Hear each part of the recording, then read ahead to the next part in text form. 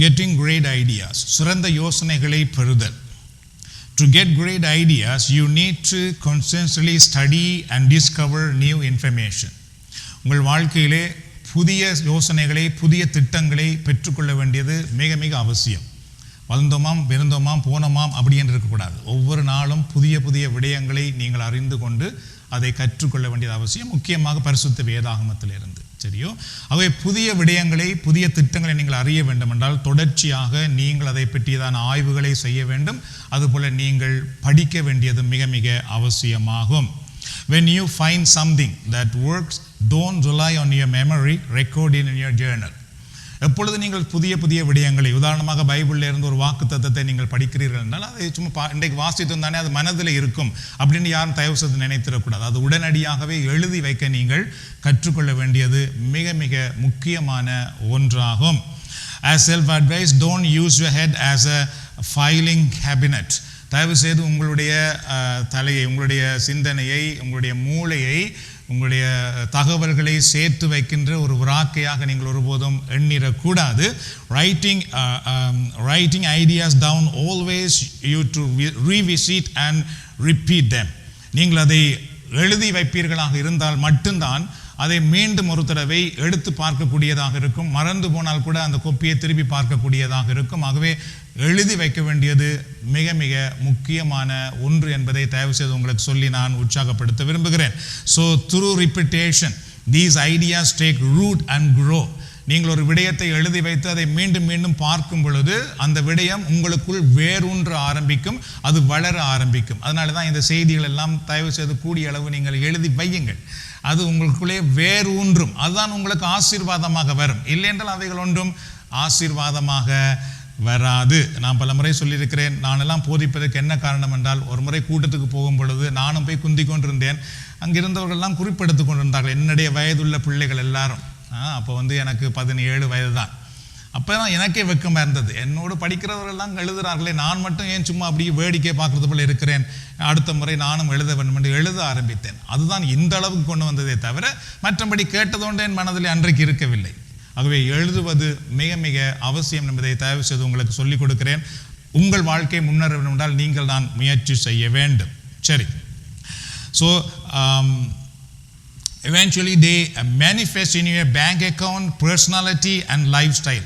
நீங்கள் ஒரு விடயத்தை எழுதி வைத்து அதிலே நீங்கள் வளருவீர்களாக இருந்தால், அந்த விடயங்களை உள்வாங்குவீர்களாக இருந்தால், அதனுடைய பலனை உங்களுடைய வருமானத்திலே, உங்களுடைய பொருளாதார விடயத்தில் நீங்கள் காண முடியும், உங்களுடைய தனிப்பட்ட வாழ்க்கையில் நீங்கள் காண முடியும். அது மட்டுமில்லாமல் உங்களுடைய வாழ்க்கை முறைகள் நிறைய மாற்றம் அடைவதை கூட உங்களால் காண முடியும். So get new ideas every day and write it down. அதனாலே தயவு செய்து ஒவ்வொரு நாளும் நீங்கள் புதிய விடயங்களை எழுதி கண்டுபிடித்து அதை எழுதுங்கள். நானெல்லாம் ஒவ்வொரு நாளும் எனக்கு ஏதாவது ஒரு தெரியாத ஒரு விடயத்தை பைபிளிலிருந்து கண்டுபிடிக்கும் வரைக்கும் தேடுவேன், அல்லது ஏதாவது ஒன்று கேட்பேன். என்றால் ஒவ்வொரு நாளும் ஒரு புதிய விடயம் அவ்வளவு உற்சாகத்தை நமக்கு கொடுக்கின்றது. ஆகவே தயவு செய்து அதை நீங்கள் கண்டுபிடியுங்கள். So tonight God's promise for you is, இன்று இரவு ஆண்டவருடைய வாக்குத்தத்தம் உங்களுக்காக என்னவென்றால், your barren will change. உங்களுடைய வறண்ட நிலை மாறும் என்பது இன்றைக்கு இறைவன் உங்களுக்கு கொடுக்கின்ற ஒரு வாக்கு தத்தமாகும். Isaiah chapter 41 verse 18. ஏசாயாவின் திருநூல் 41ஆம் அதிகாரத்திலே 18வது இறை வசனம். You can see the 3 things in there. 3 விடயங்களை அதில் நீங்கள் பார்க்க முடியும். ஏசாயா chapter 41 verse 18. I will make rivers flow on barren heights and springs within the valleys. I will turn the desert into pools of water and the parched ground into springs. ஏசாயாவின் நூல் 41ஆம் அதிகாரத்திலே 18வது இறைவார்த்தையிலே ஆண்டவர் என்ன கூறுகிறார் கவனித்து பாருங்கள். இது மிக முக்கியமான ஒன்று. சும்மா பைபிளில் இருக்கிற ஒரு வார்த்தை அல்ல. இறைவன் இறை வாக்காக, ஏசாயா இறை வாக்குனர் வழியாக மக்களுக்கு கூறிய வார்த்தை அது. அது இன்றைக்கு இறைவன் நமக்கு கூறுகின்றார். பாருங்கள், பொட்டல் மேடுகளை பிளந்து ஆறுகள் தோன்ற செய்வேன், பள்ளத்தாக்குகளில் நீரூற்றுகள் புறப்பட செய்வேன், பாலை நிலத்தை நீர் தடாகங்களாகவும் வறண்ட நிலத்தை நீர் சுனைகளாகவும் மாற்றுவேன் என்று கடவுள் சொல்லுகிறார். என்றால் இஸ்ராயேல் மக்கள் மிக மிக கஷ்டமான ஒரு சூழலில் இருக்கிறார்கள், மிக மிக போராட்டத்தில் இருக்கிறார்கள், வறட்சி நிறைந்த ஒரு நிலையில் இருக்கிறார்கள், ஒரு சிறைப்பட்ட நிலையில் இருக்கிறார்கள். அப்பொழுதுதான் கடவுள் சொல்லுகிறார், நான் உங்களுடைய கடவுள், நான் உங்கள் வாழ்க்கையில் இந்த ஆசீர்வாதத்தை செய்வேன், கொண்டு வருவேன் என்று. அதை இன்றைக்கு இறைவன் நமக்கு கூறுகின்றார். சரியோ, ஆண்டவர் இந்த வார்த்தை வழியாக இன்றைக்கு நம்மோடு பேசுகிறார். அதுவே கரங்கள் தட்டி நாம் ஆண்டவருக்கு நன்றி கூறுவோம். So our God is the source of all provision and the one who upholds us. எங்களுடைய கடவுள் பார்த்தீர்கள் என்றால் எல்லா மூலத்துக்கும் அவர்தான் காரணமாக இருக்கின்றார். அதுபோல எப்பொழுதும் எங்களை கரங்களிலே தாங்கி நிற்கிற இறைவனாக இருக்கின்றார். Isaiah chapter 41:18 reveals a powerful promise from God. நாங்கள் பார்த்த இந்த இறை வார்த்தை பார்த்தீர்கள் என்றால் மிக மிக சக்தி வாய்ந்த ஒரு இறை வார்த்தையை, இறை வாக்கை நமக்கு கொடுக்கின்றது. He will bring life. God says, I will bring life to you. ஆண்டவர் இந்த வார்த்தை வழியாக என்ன சொல்லுகிறார் என்றால், நான் உங்களுக்கு வாழ்வு கொண்டு வருவேன், வாழ்வை தருவேன் என்று கடவுள் சொல்லுகின்றார். And also abundance, மிகுதியாக நான் தருவேன். அதாவது நீரூற்றுக்கு புறப்பட்டு வரும் சரியா தண்ணீர் தருவேன் என்று ஆண்டவர் சொல்லவில்லை. பொங்கி வருகிற நீரூற்றை, ஆறுகளை நான் உருவாக்குவேன் என்றால் மிகுதியாக நான் உங்களை ஆசீர்வதிக்க வல்லவராக இருக்கின்றேன். And transform to barren place, அதாவது வறட்சி நிறைந்த நிலையை நான் மாற்றி காட்டுவேன் என்று கடவுள் கூறுகின்றார். So this verse is not just about physical water in a desert. இந்த வார்த்தை பார்த்தீர்கள் என்றால் வனாந்தரத்திலே இருக்கின்ற ஒரு தண்ணீரை பற்றி இது சொல்லப்படவில்லை. It symbolizes God's blessing of wealth and health in our life. இந்த வார்த்தையை நமக்கு எதை கூறுகிறால், எங்களுடைய வாழ்க்கையிலே சிறந்த ஆரோக்கியத்தையும் அதே நேரத்தில் செல்வத்தையும் இறைவனால் கொடுக்க முடியும் என்பதைத்தான் இந்த வார்த்தை எங்களுக்கு எடுத்து காட்டுகிறது. மீண்டும் முதல்வே கரங்களை தட்டி நாம் ஆண்டவருக்கு நன்றி சொல்லலாம். என்றால் கடவுள் நம்மோடு பேசிக் கொண்டிருக்கின்றார். Isaiah chapter 41 verse 18, I will make rivers flow on barren heights. பாருங்கள், ஏசாயா 41:18 என்ன சொல்லுகிறார்? வறண்ட நிலத்தை நீர் சுனைகளாக நான் மாற்றுவேன். சரியா, வறண்டு போயிருக்கிற இடத்தை நானோ நீருள்ள இடமாக மாற்றுவேன் என்று கடவுள் சொல்லுகிறார். So who can make rivers flow on barren heights? ஒரு வறட்சி நிறைந்த ஒரு வனாந்தரத்தில் யாரால் தண்ணி கொண்டு வர முடியும் என்பானவர்களே? எவரால் கொண்டு வர முடியும்? நாட்டிலே தண்ணி இல்லை என்றால் கூட அதுக்கு ஒன்றும் செய்ய முடியாமல் இருக்கிறார்கள். மழை இல்லை என்றால் இன்றைக்கு இவ்வளவு விஞ்ஞானம் இருந்தும் ஒன்றும் செய்ய முடியாமல் இருக்கிறார்கள். ஆனால் கடவுள் என்ன சொல்லுகிறார் பாருங்கள், நான் வறண்டு போயிருக்கிற இடத்திலே நீர்ச்சுனைகளை உருவாக்குவேன். அதனாலே யாரால் நீரை கொடுக்க முடியும்? யாரால் நம்முடைய வாழ்க்கையிலே செழிப்பை கொண்டு வர முடியும்? யாரால் எங்கள் வாழ்க்கையில் இருக்கிற வறட்சியை நீக்க முடியும் என்று சொன்னால் கடவுளால் மட்டும்தான். So who can make rivers flow on barren heights? Only by our Almighty God. எங்களுடைய சர்வ வல்லமையுள்ள இறைவனால் மட்டும்தான் அங்கு நீரூற்றை கொண்டு வர முடியும். மீண்டும் முதல்வே கரங்களை தட்டி நாம் ஆண்டவருக்கு நன்றி சொல்லலாம். So that is why everyone need gods in their life. அதனால்தான் ஒவ்வொருவருக்கும் கடவுள் மிக மிக தேவையான ஒருவராக இருக்கின்றார். Many people trust opportunities more than God today. இன்றைக்கு நிறைய மக்கள் கடவுளை விட வாய்ப்புகளை தான் நிறைய நம்புகிறார்கள். இங்கே போனால் அது, இங்கே போனால் இதை எடுக்கலாம், அங்கு போனால் இதை எடுக்கலாம், இந்த இடத்துல வேலை செய்தால் இவ்வளவு பணம் சம்பாதிக்கலாம், இந்த இடத்துல வாழ்ந்தால் அதை செய்யலாம், இதை செய்யலாம். இன்றைக்கு நிறைய மக்கள் வாய்ப்புகளை நம்புகிறார்கள். ஆனால் வாய்ப்புகள் நம்முடைய வாழ்க்கையில் எல்லாவற்றையும் கொடுக்க முடியாது. தெரியும்? So many people trust opportunities more than God. I am telling you, only your trust in God can bring the best opportunities into your life. நான் உங்களுக்கு உறுதியாக சொல்லட்டும், உங்களுடைய வாழ்க்கையிலே உண்மையிலேயே நீங்கள் கடவுள் மேல் வைத்திருக்கிற நம்பிக்கை ஒன்றுதான் உங்களுக்கு சிறந்த வாய்ப்புகளை கொண்டு வருகிற ஒன்றாக இருக்கின்றது. So what are the barren heights? அதாவது வறட்சி நிறைந்த இடம், அதாவது வறட்சியான சூழலே நீரூற்றை கொண்டு வர வேண்டும் கடவுள் சொல்லுகிறார் அல்லவா? அப்ப வறட்சி நிறைந்த இடம் என்றால் என்ன என்று பார்த்தீர்கள் என்றால், barren heights represent struggles. வறட்சியான நிலை பார்த்துக்கிட்டா நம்முடைய வாழ்க்கையில் இருக்கிற குழப்பங்களை, பிரச்சனைகளை, வேதனைகளை அது சுட்டி காட்டுகிறது. Sometimes life feels like a barren height, dry, lonely and unfruitful. பல முறைகளில் நம்முடைய வாழ்க்கை பார்த்துக்கிட்டால் காய்ந்து போன நிலையாக இருக்கிறது. அங்கு தண்ணீர் இல்லாத ஒரு நிலையாக இருக்கிறது. தனிமை தான் அங்கு இருக்கிறது. அழுகை, வேதனை, கண்ணீர் தான் அங்கு இருக்கிறது. தனிமை நிறைந்த பயம்தான் அங்கே இருக்கின்றது. அதாவது எந்த விதமான ஒரு மகிழ்ச்சியை காண முடியாத, எந்த விதமான ஒரு சமாதானத்தை காண முடியாத, ஒரு பழம் இல்லாத ஒரு தோட்டம் போல நம்முடைய வாழ்க்கை பல முறை இருந்து விடுகிறது அன்பானவர்களே. You may be struggling in your finance today. இன்றைக்கு நீங்கள் உங்களுடைய பொருளாதாரத்தில் கஷ்டப்பட்டு கொண்டிருக்கலாம். இன் யுவர் ஹெல்த், உங்களுடைய உடல்நிலையில் நீங்கள் கஷ்டப்பட்டு கொண்டிருக்கலாம். யுவர் ரிலேஷன்ஷிப் அல்லது உங்களுடைய உறவு முறையிலே கூட நீங்கள் பிரச்சனைகளை சந்தித்து கொண்டிருக்கலாம். இன்றைய கணக்கு குடும்பங்களிலே அது ஒரு பெரிய பிரச்சனையாக இருக்கின்றது. கணவன் மனைவி பெற்றோர் பிள்ளைகள் மத்தியிலே இந்த ரிலேஷன்ஷிப் ட்ரை பண்ணி, அதாவது காய்ந்து போன ஒரு நிலையாக இருக்கின்றது. But God says He will make rivers flow even in these barren place. கடவுள் என்ன சொல்லுகிறார் என்றால், இது போன்ற வறட்சி போன்ற நிலையிலும் நான் நீரூற்றை கொண்டு வருவேன் என்று. மீண்டும் தடவை கரங்களை தட்டி நாம் ஆண்டவருக்கு நன்றி செலுத்தலாம். So rivers symbolizes abundance and provision. ஆறுகள் எதை காட்டுகிறது என்று பார்த்தீர்கள் என்றால், மிகுதியானதையும் அதே நேரத்திலே வளத்தையும் காட்டுகிறது. சரியோ, ஆறு ஓடுமாக இருந்தால் மிகுதியாக நம்முடைய வாழ்க்கையிலே பெற்றுக்கொள்ள முடியும். வளம் உருவாகுவதை நாம் காண முடியும். வறட்சி நீங்கி போய் விடுகிறது, எல்லாமே அகன்று போய் விடுகிறது. அங்கு வளம் உருவாகும் என்பானவர்களே, கடவுளால் தான் முடியும். அதை நம்புங்கள். நீங்கள் இந்த இடத்துல சும்மா யார் இடத்துல வரவில்லை. எங்கு ஒன்றும் கிடைக்காத இடத்துக்கு நீங்கள் நானும் வரவில்லை. எங்களை உண்டாக்கி ஆண்டவரிடத்திலே வந்திருக்கின்றோம். அவரால் எங்கள் வாழ்க்கைக்கு வேண்டியதை கொடுக்க முடியும். அதுக்காக தான் இங்கே நாம் வந்திருக்கின்றோம். கடவுள் இந்த வார்த்தை வழியாக தான் சொல்லுகிறார், ஆறுகள் நான் தோன்றும்படி செய்வேன், மிகுதியானதை நீங்கள் காணும்படி செய்வேன், நீங்கள் வளமாக மாறும்படி செய்வேன் என்று கடவுள் சொல்லுகிறார். So God gives blessing in hard times. கடுமையான நேரங்களிலே தான் இறைவன் அவருடைய ஆசீர்வாதத்தை நாங்கள் காணும்படி செய்கிறவராக இருக்கின்றார். Even when life feels empty, God can bring good things and make a way for you. எப்பொழுதெல்லாம் உங்கள் வாழ்க்கை வெறுமையானது போல, ஒன்றுமில்லாது போல இருக்கிறதோ, அப்பொழுது கடவுள் உங்களுக்காக புதிய பாதைகளை திறந்து அதில் நீங்கள் நிறைவு காணும்படி செய்ய அவர் வல்லவராக இருக்கின்றார். God opens new doors. கடவுள் எங்களுக்காக புதிய கதவுகளை திறந்து விடுகிறவராக இருக்கின்றார். When you feel stuck, God can bring new chances and help you move forward. நீங்கள் எப்பொழுதெல்லாம் ஐயோ என்னால் முன்னேற முடியாமல் இருக்கிறதே, நான் எங்கேயோ அகப்பட்டது போல இருக்கிறேனே, தோற்று போயிருக்கிறேனே, ஏமாந்து போயிருக்கிறேனே என்று நீங்கள் தவித்து நிற்கும் பொழுதுதான் கடவுள் உங்களுக்கு புதிய பாதைகளை திறந்து புதிய பாதையை காட்டி நீங்கள் முன்னேறும்படி அவர் செய்ய வல்லவராக இருக்கின்றார். God can fix what is broken, my friends. எதெல்லாம் உடைந்து போயிருக்கிறதோ அதை கடவுளால் தான் சரி செய்ய முடியும்.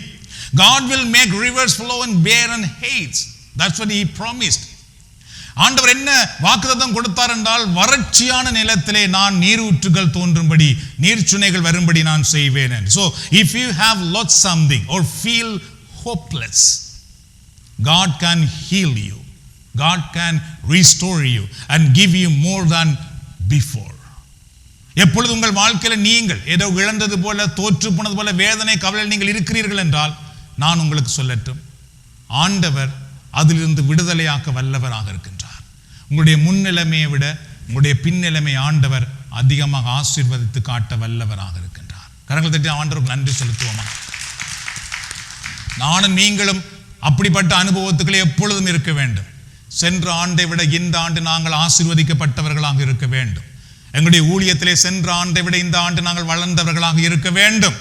பரிசுத்த ஆவியின் அபிஷேகத்திலே சென்ற ஆண்டை விட இந்த ஆண்டு இன்னும் அதிகமாக நாங்கள் நிரம்பினவர்களாக இருக்க வேண்டும். ஜெபத்திலே சென்ற ஆண்டை விட இந்த ஆண்டு இன்னும் நாங்கள் வளர்ந்தவர்களாக எங்களிடத்திலே மக்கள் அதை காண வேண்டும் என்பானவர்களே. ஏனென்றால் கடவுளை அப்படிப்பட்டவர் நம்முடைய கடவுள் ஒவ்வொரு நாளும் ஒவ்வொரு ஆண்டும் எங்களை உயர்த்தி காட்டுகிறவராக இருக்கின்றார். No matter what you face, God will help you stand strong and guide you to better future. உங்கள் வாழ்க்கையில் நீங்கள் எந்த சூழ்நிலையை சந்தித்தாலும் நீங்கள் உறுதியாக இருக்கவும், சிறந்த எதிர்காலத்தை காணவும் கடவுள் உங்களை ஆசீர்வதிக்க வல்லவராக இருக்கின்றார். Because God promised you today, He will make rivers flow on barren heights.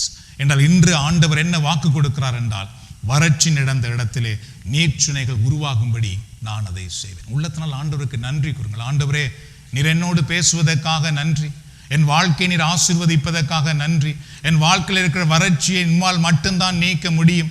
என் பிள்ளைகளுடைய வாழ்க்கையில் இருக்கிற வறட்சியை உம்மால் மட்டும்தான் நீக்க முடியும். என் குடும்பத்தில் இருக்கிற வறட்சியை உம்மால் மட்டும்தான் நீக்க முடியும். உமக்கு நான் நன்றி கூறுகிறேன். இந்த நாளில் நீர் அப்படி என்னை ஆசீர்வதிப்பதற்காக நன்றி கூறுகிறேன். அன்பானவர்களே, அந்த ஜெபம் உங்கள் உள்ளத்தில் இருக்கட்டும். அதுதான் உங்கள் வாழ்க்கையிலே விடுதலை கொண்டு வரும். சும்மா ஏதோ செய்தி கேட்பது போல் இருக்க வேண்டாம். ஜெபியுங்கள். ஜெபம் மட்டும்தான் உங்கள் வாழ்க்கையிலே ஆசீர்வாதத்தை கொண்டு வருகிறதாக இருக்கிறது. Isaiah chapter 41 verse 18. God says, I will make springs within the valleys. ஆண்டவர் என்ன சொன்னார் பாருங்கள், ஏசாயா 41:18, பள்ளத்தாக்குகளில் நீரூற்றுகள் புறப்பட செய்வேன். பள்ளத்தாக்குகள் எல்லாம் வறண்டு வறண்டு எல்லாம் வடிச்சு போய் இருக்குது. அங்கு தண்ணீரே இல்லை, காலே வைக்க முடியாமல் இருக்கிறது. கடவுள் சொல்லுகிறார், அந்த பள்ளத்தாக்குகளுக்குள்ள இருந்து நீரூற்றுகள் வரும்படி நான் செய்வேன். வறட்சியினால் வெடித்து போயிருக்கிறது உண்மைதான். அந்த வெடிப்புக்குள் இருந்து நான் தண்ணீரை கொண்டு வர முடியும் என்னால் என்று கடவுள் சொல்லுகிறார். எவ்வளவு ஆசீர்வாதமான வார்த்தை பாருங்கள். So valleys represent low movements in our life. இந்த பள்ளத்தாக்குகள் எதை நமக்கு காட்டுகிறது என்றால், நம்முடைய வாழ்க்கையில் இருக்கிற தாழ்மையான நிலைகள், நம்முடைய வாழ்க்கையில் இருக்கிற பிரச்சனையான நிலைகள், நம்முடைய வாழ்க்கையில் சூழ்ந்திருக்கின்ற துன்பம் நிறைந்த நிலைகளை தான் இந்த பள்ளத்தாக்குகள் நமக்கு எடுத்து காட்டுகிறது. So life's valleys are those time of discouragement, sickness or weariness. நம்முடைய வாழ்க்கையில் இருக்கின்ற இந்த பள்ளத்தாக்குகள் என்னவென்றால், நம்முடைய வாழ்க்கையில் இருக்கிற சோர்வுகள், மன தளர்வுகள், அல்லது சுகையீனங்கள், அல்லது பிரச்சனைகள். ஆம், நாம் எல்லோருடைய வாழ்க்கையிலும் இது கட்டாயமாக வரும் என்பானவர்களே. இதை சந்திக்காதவர்கள் யாரும் இந்த உலகத்தில் இருக்க முடியாது. எந்த பணக்காரராக இருந்தாலும் அவருடைய வாழ்க்கையிலே துன்பத்தை, கவலையை சந்தித்து தான் ஆக வேண்டும். எந்த படித்தவராக இருந்தாலும் அதை சந்தித்து தான் ஆக வேண்டும்.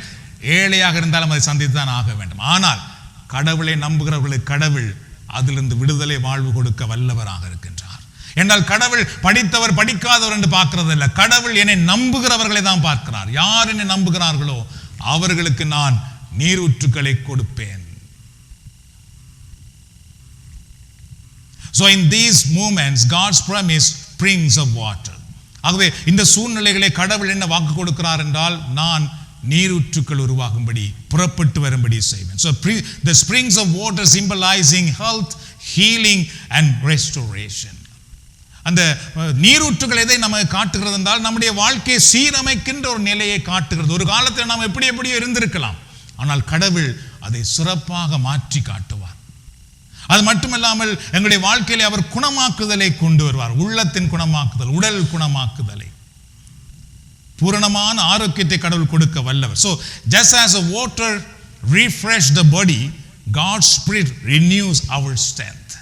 எவ்வாறு தண்ணீர் எங்களுடைய உடலுக்கு ஒரு சக்தி கொடுக்கிறதோ, மீண்டும் ஒரு வலு கொடுக்கிறதோ, அதுபோல ஆண்டவர் தூய ஆவியானவர் வழியாக எங்கள் வாழ்க்கைக்கு மீண்டும் ஒரு புத்துணர்வு கொடுக்கிறவராக இருக்கிறார். அதை தான் கடவுள் சொல்லுகிறார், நான் நீரூற்றுக்குள் உருவாகும்படி செய்வேன். என்றால் தண்ணி வராது நம்முடைய வாழ்க்கையில், சும்மா தண்ணி வரும் நினைக்க கூடாது. இல்லை, தண்ணீருக்கு அடையாளமா இருக்கின்ற நன்மைகள், ஆசீர்வாதங்கள், சமாதானம், புதிய பலன், புதிய சக்தியை இறைவன் எங்களுக்கு கொடுக்கிறவராக இருக்கின்றார்.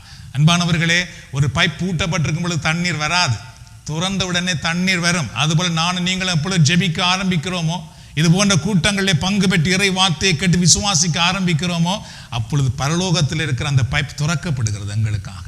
அங்கிருந்து அந்த தண்ணீர் எங்கள் மேல் வருகிறது. கரங்கள் தட்டி நாம் ஆண்டவருக்கு நன்றி செலுத்தலாம். Jeremiah chapter 30 verse 17 says, For I will restore health to you, and your wounds I will heal. எரேமியாவின் திருநூலிலே பாருங்கள் 30:17. நான், கடவுள் சொல்லுகிறார், நான் உனக்கு நலமளிப்பேன். இதுதான் பல மக்கள் கேட்காமல் போகிறார்கள். கடவுள் சொல்ல, நான் உனக்கு நலமளிப்பேன் என்கிறார். நலமளிப்பேன், உன்னுடைய காயங்களை ஆற்றுவேன் என்கிறார் ஆண்டவர். இது கடவுள் அல்லவா சொல்லி இருக்கிறார். அப்ப நமக்கு நோய் வரும் பொழுது நாம் என்ன செய்ய வேண்டும்? ஆண்டவரே, நான் உமக்கு நலமளிப்பேன் என்று சொல்லி இருக்கிறீரே, அந்த நலன் எனக்கு தாரும். என் தழும்புகளால் உங்களை குணமாக்குவேன் என்று சொல்லி இருக்கிறீரே, உங்களுடைய தழும்புகள் என்னை தொடட்டும் ஆண்டவரே. உங்களுடைய அந்த செபம் அன்பானவர்களே, உங்களுடைய வீட்டுக்குள்ளே ஒரு பெரிய ஆசீர்வாதத்தை கொண்டுரும். நாமெல்லாம் சில நேரம் துன்பம், கஷ்டம், கவலை வந்தோடனே போன் அடிச்சு கதைச்சு கொண்டிருக்கிறோம். அப்படியே கட்டில் தொம்மண்டு விழுந்து படுத்துடுறோம். அல்லது யாரோ ஒருவரை சினிமாவில் பார்த்து கொண்டிருக்கிறோம். அதுக்கு பின்பு எனக்கு சுகம் இல்லை, கஷ்டமா இருக்கு, அதா இருக்கு, இதா இருக்கு, இதையே சொல்லி கொண்டிருக்கிறோம். நோ நோ நோ, கடவுளுடைய பிள்ளைகள், இதெல்லாம் நிறுத்தப்பட வேண்டும்.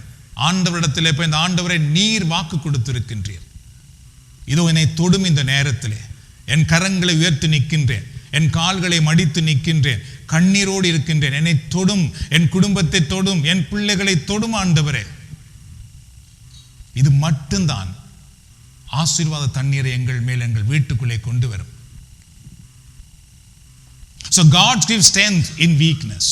அவை ஆண்டவர் என்ன சொல்லுகிறார் என்றால் எங்களுடைய பலவீனத்திலே அவர் எங்களுக்கு பலன் கொடுக்கிறாராம் இந்த வார்த்தை வழியாக. So when you feel tired or discouraged, God fill you with the new energy and hope.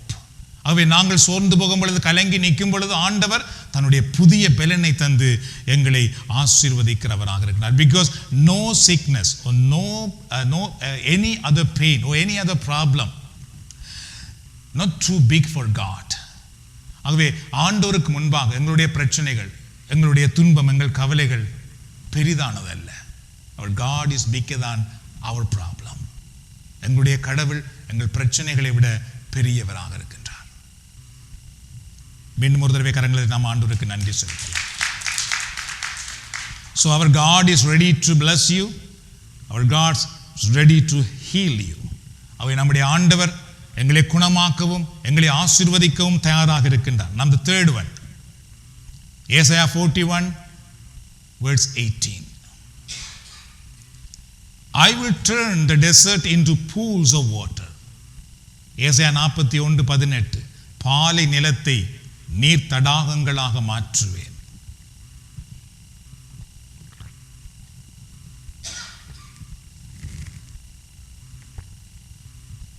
So who can turn the desert into pools of water?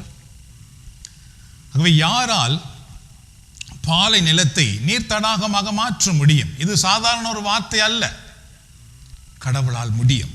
கடவுள் வாக்கு கொடுத்திருக்கின்றார், பாலை நிலத்தை நீர் தடாகங்களாக நான் மாற்றுவேன். நம்முடைய வாழ்க்கை ஒரு காலத்திலே பாலை நிலமாக இருந்திருக்கலாம், ஆனால் அதை நீர் தடாகமாக மாற்றுவதற்காகத்தான் கடவுள் இங்கே கொண்டு வந்திருக்கிறார். அதற்காகத்தான் நம்மை தெரிந்தெடுத்திருக்கிறார். அதற்காகத்தான் அவருடைய வார்த்தையை நமக்கு காட்டுகிறார். அவருடைய வார்த்தை வழியாக நம்மோடு பேசுகிறார்.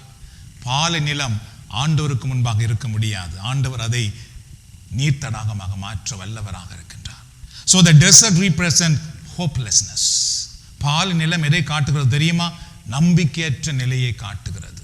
நிறைய பேர் இன்றைக்கு அப்படிதான் இருக்கிறார்கள். எதிலுமே நம்பிக்கையற்ற நிலையில் இருக்கிறார்கள். நாளைக்கு என்ன நடக்குமோ என்ற ஒரு நம்பிக்கையற்ற நிலை தெரியும். ஆனால் ஆண்டவர் அவங்களுக்கு எப்பொழுதும் நம்பிக்கை கொடுக்கிறவராக இருக்கின்றார். அவருடைய பிள்ளைகளுக்கு அவர் எப்பொழுதும் துணை நிற்கிறவராக இருக்கின்றார். So desert are dry, lifeless or harsh situation. பால் நிலம் பார்த்துக்கிட்டால் கடுமையான ஒரு நிலை, காய்ந்து போன ஒரு நிலை, வாழ்வு இல்லாத ஒரு நிலை. But God promised to transform desert into pools of water. ஆனால் கடவுள் என்ன வாக்கு கொடுக்கிறார் பாருங்கள், பால் நிலத்தை நான் நீர் தடாகமாக மாற்றுவேன். கடவுள் மாற்றுகிற கடவுள். அல்லேலூயா. அவரிடத்தில் வருகிற பிள்ளைகளுடைய குடும்பத்தை, வாழ்க்கையை அவர் மாற்றி காட்டுகிற கடவுள். So this shows God's power to turn impossible situation around. இந்த இறைவார்த்தை என்ன காட்டுகிறது என்றால், எந்த விதத்திலும் சாதகம் இல்லாத ஒரு நிலையை இறைவனால் மாற்றி காட்ட முடிகிறது என்று காட்டுகிறது. So when God bless you, it is not just for enough, it is an overflow. கடவுள் என்னையும் உங்களையும் ஆசீர்வதிக்கும் பொழுது எங்களுக்கு சாதாரணமாக காணும் என்ற அளவுக்கு ஆசீர்வதிக்கிறது அல்ல, போதுமானதுக்கு மேலாக நம்மை ஆசீர்வதிக்கிறார். சரியோ? என்ன பிரதர் இப்படி சொல்றார்? நாங்கள் என்ன மாதிரி மாடு மாடு மாடு மாதிரி எத்தனை வருஷமாக உழைக்கிறோம், என்ன எங்களோட கடனே தீரையில, கடவுள் இப்படி சொல்றார் பிரதர் அப்படின்னு நீங்க நினைக்கக்கூடாது. நான் உங்களுக்கு சொல்லட்டு, கடவுள் உங்களை ஆசீர்வதிப்பார் என்றால் எங்களுக்கு என்ன தேவை இருக்கோ அதை மட்டும் கொடுக்கிறவர் அல்ல, அதுக்கு மேலாக நம்மை கொடுக்க வல்லவர். ஏன் ஆபிரகாமுக்கு அப்படி சொன்னார், நான் உன்னை ஆசீர்வதிக்கிறேன், நீ ஆசீர்வாதமாக இருப்பாய், நீ மற்றவர்களுக்கு கொடுக்கக்கூடியதாக ஆசீர்வாதமாக இருக்கும்படி நான் செய்வேன் என்று கடவுள் சொன்னார். அதான் நானும் நீங்கள் நம்ப வேண்டும். அது யாரோ ஒருவருக்கு நடக்கும் என்று நாங்கள் எண்ணிக்கொண்டிருக்க கூடாது. இல்லை, அது எனக்கு நடக்கும், என் வீட்டிலே நடக்கும், என் பிள்ளைகளுக்கு நடக்கும். கடவுள் எங்களுக்கு போதுமானது அல்ல, போதுமானதுக்கு மேலாக நமக்கு கொடுக்க வல்லவர். 5 அப்பங்கள் 2 மீன்கள் பெருகின பின்பு 12 கூடைகளில் நிரம்பினது என்று நாம் பார்க்கிறோம். அப்படிப்பட்ட ஆண்டவர் தான் நாம் ஆராதிக்கிறோம். அந்த அனுபவத்துக்குள்ளே நாம் வந்தால் தான் மற்றவர்களையும் அதற்குள்ளே கொண்டு வர முடியும். இல்லைன்றால் நம்மால் கொண்டு வர முடியாது. நம்முடைய வீட்டில் உள்ளவர்களை கூட கொண்டு வர முடியாது, நம்முடைய பிள்ளைகளை கூட கொண்டு வர முடியாது. என்றால் நாம் அதை காட்ட முடியாதவர்களாக இருக்கின்றோம். ஆனால் திருமறை சொல்லுகிறது, ஆண்டவர் நீர் தடாகங்கள் என்ன அர்த்தம்? போதுமானதுக்கு மேலாக கொடுக்க அவர் வல்லவராக இருக்கிறார். மீண்டும் கரங்களை தட்டி நாம் ஆண்டவருக்கு நன்றி செலுத்தலாம். So the pools of water signified not just enough but more than enough. Deuteronomy chapter 28 verse 12. இணைச்சட்டம் 28:12 என்ன சொல்லுகிறது பாருங்கள். Remind us that God will open the heavens, the storehouse of his bounty. இணைச்சட்டம் 28 உபாகம் 28:12. நன்மைகளின் கருவூலமாகிய வானத்தை ஆண்டவர் என்ன செய்வாராம்? எங்களுக்காக உனக்காக திறப்பார். இணைச்சட்டத்தில் அதான் சொல்லப்பட்டிருக்குது. இப்படிதான் கடவுள் இஸ்ராயேல் மக்களை சொல்லி ஆசீர்வதித்தார். அதை நம்பினார்கள், கடவுள் ஆசீர்வதித்தார். அப்ப எங்களை கடவுள் என்ன சொல்லுகிறார் பாருங்கள். நன்மைகளின் கருவூலமாகிய வானத்தை ஆண்டவர் எங்களுக்காக திறப்பார். வானத்தை கடவுளால் மட்டும்தான் திறக்க முடியும், நம்மால் திறக்க முடியாது. வானத்தை எங்களுடைய சபம் தான் திறக்கும். நாம் ஜெபிக்கும் பொழுது வானம் எங்களுக்காக திறக்கப்படுகிறது. ஆண்டவர் அதை தான் சொல்வார். So God will open his storehouse to bless his children. கடவுளுடைய பிள்ளைகளை அவர் ஆசீர்வதிப்பதற்காக என்ன செய்கிறார் தெரியுமா? வானத்தின் கதவை திறக்கிறாராம். God will open his storehouse to meet your needs. எங்களுடைய தேவைகளை சந்திப்பதற்காக அவர் வானத்தின் கதவுகளை திறக்கிறவராக இருக்கின்றார். God will open his storehouse to provide abundance. எங்களுக்கு போதுமானதுக்கு மேலாக எங்களுடைய தேவைகள் சந்திக்கப்படுவதற்காக அவர் தன்னுடைய கதவை திறக்கிறார். God will open his storehouse to fulfill his promises. அவருடைய வாக்குத்தத்தங்களை நிறைவேற்றி காட்டுவதற்காகவே கடவுள் வானத்தின் கதவை திறக்கிறவராக இருக்கிறார். கடவுளுடைய உதவி ஆண்டவருக்கு நன்றி செலுத்துவோமா? அதனால உங்களுக்கு எத்தனை பேருக்கு அது விளங்குதோ எனக்கு தெரியாது. கடவுள் இந்த வாக்குத்தத்தங்களெல்லாம் நீங்கள் நம்புவீர்களாக இருந்தால் அதை நிறைவேற்றி காட்டு, நீங்கள் அதை காணும்படி அதை நிறைவேற்றி காட்டுவார் என்று திருமறை சொல்லுகிறது. நான் என்ன வார்த்தைகளை சொன்னேனோ அதை நிறைவேற்றி காட்டுவேன் என்று சொல்லுகிறார். நீங்கள் இதை நம்புவீர்கள் என்றால், இந்த வார்த்தையை வச்சு ஜெபிக்க ஆரம்பிப்பீர்கள் என்றால் அதை நிறைவேறுவதை நீங்கள் காணும்படி செய்வார். இது கடவுளுடைய வார்த்தை அன்பானவர்களே. அவர் நிறைவேற்றி காட்ட வல்லவராக இருக்கின்றார். So do not limit what God can do. கடவுளால் என்ன செய்ய முடியுமோ அதை நீங்கள் ஒருபோதும் கட்டுப்படுத்தக்கூடாது. அந்த உரிமையை நாங்கள் எடுக்கக்கூடாது. எங்க கடவுள் செய்ய போறார்? இத்தனை வருஷமா போச்சு, எனக்கு அது நடந்தது, இப்படி கேட்டுக்கொண்டிருக்க முடியாது. நடக்குமா இருந்தால் ஒருபோதும் நடக்காது. நடக்கும். அதற்காக நேரத்தை கொடுங்கள், அதற்காக ஜெபியுங்கள் ஒவ்வொரு நாளும், அதற்காக உங்கள் வாழ்க்கையை தூய்மைப்படுத்துங்கள். இறைவனுக்கு கொடுக்க வேண்டிய நேரத்தை இறைவனுக்கு கொடுத்து பாருங்கள். ஆண்டவர் சொன்னார், கடவுளுடைய அரசை முதலில் தேடுங்கள், உங்கள் தேவைகள் எல்லாம் என்ன செய்யப்படுமா? என்ன அர்த்தம் அது? உங்கள் தேவைகள் எல்லாம் சேர்த்து கொடுக்கப்படும் என்று சொன்னார். கடவுளுடைய அரசை முதலில் தேடுங்கள், உங்கள் தேவைகள் எல்லாம் அன்றன்று கொடுக்கப்படும் என்று கடவுள் சொல்லவில்லை. நோ, சேர்த்து கொடுக்கப்படும். அப்படின்றால் நீங்கள் பல ஆண்டுகள் உங்கள் தேவைகளில் நடந்து வருவீர்கள், கடவுளை நம்பிக்கொண்டே அந்த அத்தனை ஆண்டுகள் நடந்து வருவீர்கள். 10 ஆண்டுகளுக்கு பின்பு 10 ஆண்டுகளுக்கு வேண்டிய அனைத்து ஆசீர்வாதத்தையும் சேர்த்து 11வது ஆண்டு கடவுள் உங்களை தந்து உயர்த்துவதை நீங்கள் காண முடியும். கடவுளுடைய ஆண்டுக்கு நன்றி செலுத்துவோமா? ஐயோ 10 ஆண்டுகளாக நான் நடக்கிறேன், எனக்கு ஒன்றுமே நடக்கவில்லை என்று நீங்கள் கலங்க வேண்டியதில்லை. ஆண்டவர் என்ன சொன்னார் என்றால், என்னை நீ நம்பு, என்னை நீ முதல்ல வைத்து தேடு, உன் தேவைகள் எல்லாம் சேர்த்து கொடுக்கப்படும். அதுக்கு பின்பு அந்த ஆசீர்வாதத்தை நம்மால் காணும்படி கடவுள் கொண்டு வருவார். அப்படி வரும்பொழுது அன்பானவர்களே, அந்த 10 ஆண்டுகள் நீங்கள் கடவுளுக்காகப்பட்ட பாடுகளுக்கு மேன்மையை நீங்கள் காணும்படி செய்வார். நான் உங்களுக்கு சொல்லட்டும், கடவுளை நம்பாமல் உலகத்தை நம்புவதற்கும் கடவுளை நம்பி நீங்கள் ஆண்டவருக்காக காத்திருப்பதற்கும் இருக்கிற பெரிய பெரிய வேறுபாடு என்னவென்றால், உலகத்தை தேடுகிறவர்கள் ஒவ்வொரு நாளும் சேர்த்து வைப்பதற்காக பாடுபட வேண்டும். கடவுளை தேடுகிறவர்கள் கடவுளை தேடிக்கொண்டிருப்பார்கள், அவர்களுக்கு சேர்த்து கொடுக்கப்படும். So do not limit what God can do. Whatever it is in your business, career or ministry, expect abundance. உங்களுடைய வேலையாக இருக்கலாம், உங்களுடைய சொந்த தொழிலாக இருக்கலாம், அல்லது உங்களுடைய பணி வாழ்வாக இருக்கலாம், மேன்மையானதை மேலானதை எதிர்பாருங்கள். Use your blessing to bless others and glorify God. உங்களுடைய ஆசீர்வாதத்தை மற்றவர்களுக்கும் கொடுக்க விரும்புங்கள், கொடுக்க கற்றுக்கொள்ளுங்கள். அதன் மூலமாக கடவுளை மாட்சிப்படுத்துங்கள். அப்பொழுது இறைவனுடைய ஆசீர்வாதத்தை மேலும் நீங்கள் காண முடியும். The last one, thank God in advance. முன்கூட்டியே கடவுளுக்கு நன்றி கூறுங்கள். இந்த கடவுள் வாக்கு கொடுத்திருக்கிறார், நான் உன்னுடைய வறட்சி நிலையை மாற்றுவேன், உன் பாலைவனம் போன்ற நிலையை மாற்றுவேன், நீர்ச்சுனைகளை உருவாக்குவேன், நீர்த்தடாகங்களை உருவாக்குவேன். கடவுள் சொல்லியிருக்கிறார் அல்லவா? அதுக்கு முன்கூட்டியே நான் நன்றி சொல்ல ஆரம்பிக்க வேண்டும். Giving thanks to God in advance opens the door to even greater blessing before they arrive. சரியோ? நாம் இறைவனுக்கு நன்றி சொல்ல ஆரம்பிக்கிறது பார்த்தீர்கள் என்றால், கிடைக்கும் முன்பதாகவே நாம் இறைவனுக்கு நன்றி சொல்ல ஆரம்பிப்பது எங்களுக்கு மேலான நன்மைகளை அது நமக்கு கொண்டு வர ஆரம்பித்து விடுகின்றது. முறுமுறுக்க கூடாது, நன்றி சொல்லுவோம். No matter your struggles, he can turn your dry place into a land of abundance. உங்கள் வாழ்க்கையில் எவ்வளவு காய்ந்து போன நிலையாக இருந்தாலும் அதை வளம் மிக்கதாக இறைவன் மாற்றுவார். அதனாலே அதற்காக நன்றி சொல்லணும். அதனால தான் திருமறை சொல்லுகிறது, இறைவனுடைய சன்னிதானத்துக்கு வரும் பொழுது புகழ்ச்சி பலியோடு நன்றி பலியோடும் வாங்கள்தான் சொல்லப்பட்டிருக்கு. அழுகையோடு வாருங்கள் சொல்ல இல்லை. பைபிள் எங்குமே நீங்க பார்க்க முடியாது அழுகையோடு வாருங்கள் என்று சொல்லவில்லை. நோ, புகழ்ச்சியோடு வாருங்கள், நன்றி பலியோடு வாருங்கள். ஏன் என்றால் நம்ம கொடுக்கிற இடத்திலே வருகிறோம், நம்முடைய தேவைகளை சந்திக்கிற இடத்திலே வருகிறோம். அப்ப சந்தோஷமாய் வாருங்கள் என்று சொல்லப்படுகிறது. சந்திப்பாரா என்ற இடத்துக்கு வரவில்லை, சந்திப்பார் என்ற இடத்துக்கு வருகின்றோம். So no matter your struggles, he can turn your dry place.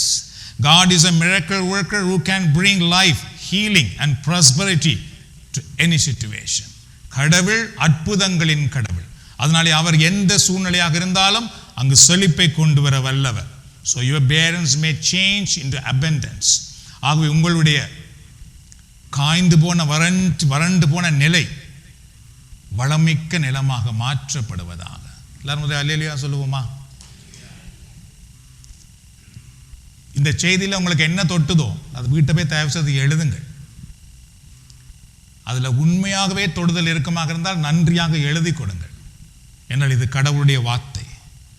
இது பணம் கொடுத்து பெற முடியாத ஆசீர்வாதத்தின் நேரம் இது. நான் அதை விசுவாசிக்கிறேன், நான் அதை நம்புகிறேன். எனக்கும் என் குடும்பத்துக்கும் இந்த இறைவார்த்தை இறைவன் ஆசீர்வாதமாக கொடுக்கின்றார். நீங்களும் நம்புங்கள். God bless you and your family. ஆண்டவர் உங்களையும் உங்கள் குடும்பத்தையும் ஆசீர்வதிப்பாராக. நாம் ஜெபிப்போமா? நாம் இப்பொழுது எழுந்து நிற்கலாம். ஆசீர்வதிக்கும் தேவன் நம்மை ஆசீர்வதிப்பாரே. ஆசீர்வதிக்கும் தேவன் நம்மை ஆசீர்வதிப்பாரே. துதி ஸ்தோத்திரம் இயேசுநாதா, துதி உமக்கே என்றுமே. துதி ஸ்தோத்திரம் இயேசுநாதா, துதி உமக்கே என்றுமே. ஆசீர்வதிக்கும் தேவன் நம்மை ஆசீர்வதிப்பாரே. ஆபிரகாமை ஆசீர்வதித்தவர் ஆசீர்வதிப்பாரே. ஈசாக்கை ஆசீர்வதித்த தேவன் ஆசீர்வதிப்பாரே. ஆபிரகாமை ஆசீர்வதித்தவர் ஆசீர்வதிப்பாரே. ஈசாக்கை ஆசீர்வதித்த தேவன் ஆசீர்வதிப்பாரே. ஆசீர்வதிக்கும் தேவன் நம்மை ஆசீர்வதிப்பாரே. ஆசீர்வதிக்கும் தேவன் நம்மை ஆசீர்வதிப்பாரே. யாக்கோபை ஆசீர்வதித்த தேவன் ஆசீர்வதிப்பாரே. யாப்பேசை ஆசீர்வதித்த தேவன் ஆசீர்வதிப்பாரே. யாக்கோபை ஆசீர்வதித்த தேவன் ஆசீர்வதிப்பாரே.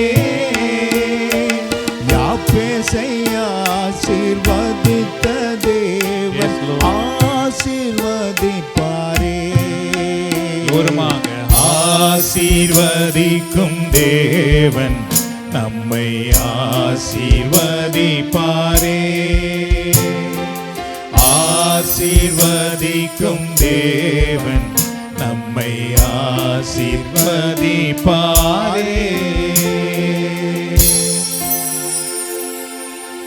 உம்முடைய வார்த்தைகளை உம்முடைய பிள்ளைகளுக்கு நான் போதித்திருக்கின்றேன். ஆண்டவரே, என் வாயிலிருந்து உம்முடைய வார்த்தைகளை மக்களுக்கு நீர் அறிவித்திருக்கின்றீர். இதோ உம்முடைய வார்த்தையின்படி உம்முடைய பிள்ளைகள் எதை நம்பி விசுவாசத்தோடு கேட்கின்றார்களோ அதை இப்பொழுதே பெற்றுக்கொள்ளட்டும் ஆண்டவரே. இவர்களுடைய வனாந்தரமான நிலை மாற்றுவதற்காக யார் ஜெபிக்கின்றார்களோ அந்த வனாந்தரமான நிலை மாற்றப்படுவதாக. யாரெல்லாம் நீர்ச்சுனைகள் உருவாக வேண்டும், ஆசீர்வாதங்களின் வாழ்க்கையில உருவாக வேண்டும், என் வாழ்க்கையிலே போதுமானதுக்கு மேலான ஆசீர்வாதங்களை நான் காண வேண்டும் என்று ஜெபிக்கின்றார்களோ அவர்கள் அந்த ஆசீர்வாதத்தை இப்பொழுது பெற்றுக்கொள்ளட்டும் ஆண்டவரே. இவர்களுக்காக வானத்தின் கதவுகள் திறக்கப்படட்டும். இந்த நேரத்திலே பள்ளத்தாக்குகளில் நீரூற்றுகள் உருவாகும் என்று நீர் சொல்லியிருக்கிறீர் அப்பா. யாரெல்லாம் இந்த இடத்திலே பள்ளத்தாக்கு போன்ற நிலையில இருக்கின்றார்களோ இவர்களுடைய வாழ்க்கையிலே நீரூற்றுகள் இப்பொழுது உருவாகட்டும் ஆண்டவரே. ஆறுகள் பெருக்கெடுத்து ஓடட்டும் ஆண்டவரே. ஆறுகள் பெருக்கெடுத்து ஓடட்டும் ஆண்டவரே. வறட்சி இல்லாமல் போகட்டும் ஆண்டவரே. வறட்சி நீங்கி ஆண்டவரே இவருடைய வாழ்க்கையில அற்புதங்கள் காணட்டும் அப்பா. வளங்கள் உருவாகட்டும் ஆண்டவரே. சமாதானம் மிகுதியாகட்டும் ஆண்டவரே. பொருளாதார ஆசீர்வாதம் மிகுதியாகட்டும் ஆண்டவரே. உடல் ஆரோக்கியம் கிடைக்கட்டும் ஆண்டவரே. அப்பா, நீர் வாக்கு கொடுத்திருக்கின்றீர், எங்களுக்காக வானத்தின் கதவை திறப்பேன் என்று. ஆகவே இந்த நேரத்திலே உம்முடைய பிள்ளைகளுக்காக வானத்தின் கதவுகள் திறக்கப்படுவதாக. இப்பொழுதே உம்முடைய பிள்ளைகளுக்காக வானத்தின் கதவுகள் திறக்கப்படுவதாக. உம்முடைய வல்லமை இறங்கி வரட்டும், உம்முடைய அபிஷேகம் இறங்கி வரட்டும், உம்முடைய பிரசன்னம் இறங்கி வரட்டும். ஜெபித்துக் கொண்டிருக்கிற நேரத்தில் அற்புதங்கள் நடக்கட்டும் ஆண்டவரே. நோய்கள் குணமடையட்டும் அப்பா. கட்டுகள் கட்டவிழ்க்கப்படட்டும் ஆண்டவரே. கட்டிகள் மறைந்து போகட்டும் ஆண்டவரே. எலும்பில் உள்ள நோய்கள் குணமடையட்டும், இரத்தத்தில் உள்ள நோய்கள் குணமடையட்டும், மூட்டுகளில் உள்ள நோய்கள் குணமடையட்டும் அப்பா. மனதில் உள்ள பாரங்கள் நீங்கி போகட்டும். அதிசயங்கள் காணட்டும் அப்பா. உம்முடைய பிள்ளைகள் அதிசயங்களை இப்பொழுது காணட்டும், அற்புதங்களை இப்பொழுது காணட்டும். இவருடைய வாழ்க்கை நிலை மாற்றப்படுவதாக. இவருடைய வாழ்க்கை நிலை வராந்திர நிலையில் இருந்து செழிப்பான நிலையாக மாற்றப்படுவதாக. ஹல்லேலூயா, ஹல்லேலூயா. நன்றி செலுத்துகிறோம் ஐயா, நன்றி செலுத்துகிறோம். நல்லவரே, அன்புள்ளவரே, நன்றி செலுத்துகிறோம். நன்றி செலுத்துகிறோம் ஐயா, நன்றி செலுத்துகிறோம். நல்லவரே, அன்புள்ளவரே, நன்றி செலுத்துகிறோம். ஆராதிக்கின்றோம், உம்மை ஆராதிக்கின்றோம். நல்லவரே, அன்புள்ளவரே, ஆராதிக்கின்றோம். தூரமாக ஆராதிக்கின்றோம்.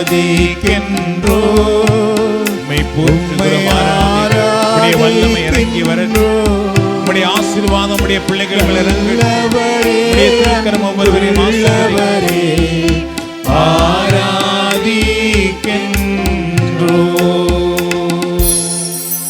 ஆண்டவராகிய கடவுள் எப்பொழுதும் உங்களை வழி நடத்துவதற்காக உங்களுக்கு முன்னும், எப்பொழுதும் உங்களை பாதுகாப்பதற்காக உங்களுக்கு பின்னும், எப்பொழுதும் உங்களை ஆசீர்வதிப்பதற்காக உங்களுக்கு மேலும் இருந்து உங்களை வழி நடத்துவாராக. ஆண்டவராக இயேசு கிறிஸ்துவின் அருளும் கடவுளின் அன்பும் பரிசுத்த ஆவியின் ஐக்கியமும் நம் அனைவரோடும் நம்முடைய குடும்பத்திலும் எப்பொழுதும் இருப்பதாக. பிதா, சுதன், பரிசுத்த ஆவியின் பெயராலே ஆண்டவர் விட்டு சென்ற சமாதானத்தை ஒருவரோடு பகிர்ந்து கொள்ளுவோம்.